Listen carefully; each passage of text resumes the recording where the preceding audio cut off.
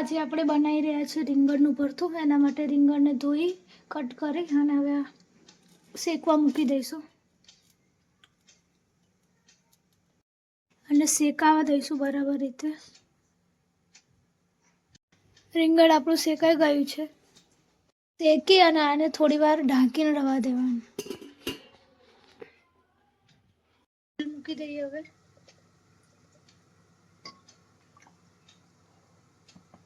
રીંગણને છોલી લઈએ આપણે.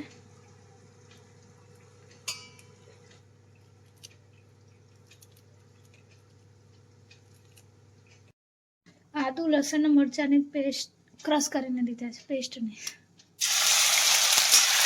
ડુંગળી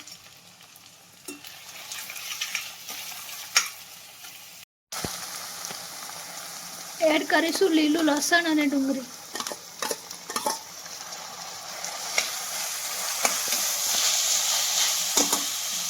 વટાણા અને લીલી તુવેર.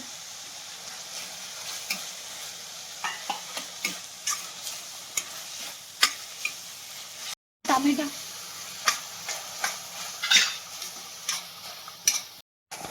આ શેકાઈ ગયું છે, આપણે એડ કરીશું.